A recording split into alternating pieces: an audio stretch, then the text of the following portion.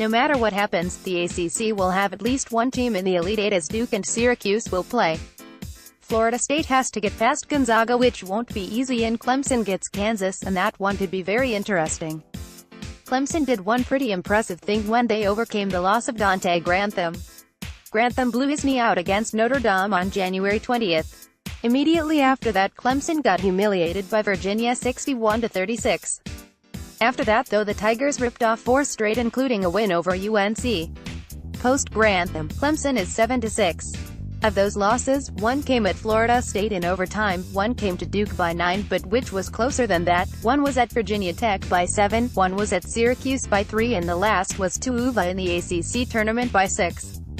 We would remind you that Clemson was without Shelton Mitchell in the games against Duke and Virginia Tech and was in both of those games. The Tigers then took out New Mexico State in the first round of the NCAA Tournament 79-68. Then came Auburn. If you didn't see that game, it's hard to explain how good Clemson was. This was a razor-sharp team.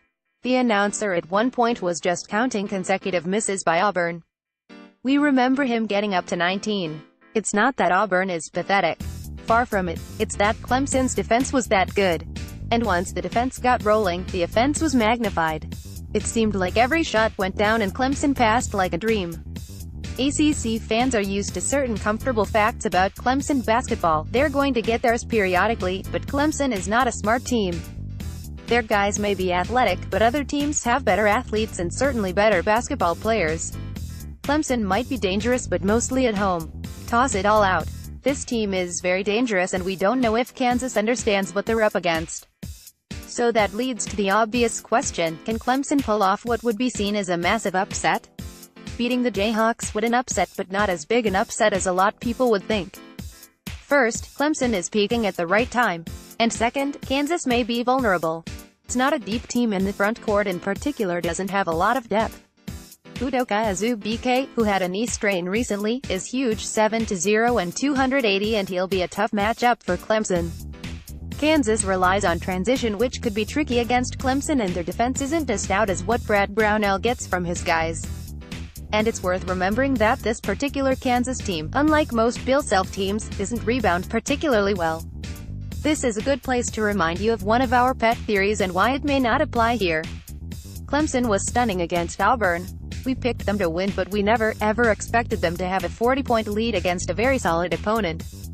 We've said previously that when a team has a great game, people tend to expect another one, and that it's highly unlikely. Like a lot of laymen, we tend to see a great offensive performance as a great game. In this case, it was more defense. Clemson's defense fed the offense and made it look better than it was, and it was pretty good. Clemson hit 47.5% overall and 38.5% from deep, going 10-26 on threes. So it's not like Clemson shot 70% from three-point range or anything. They just denied Auburn consistently.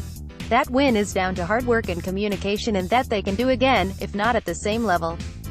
They will have to stay out of foul trouble, and especially Elijah Thomas, because Azubuike is a load.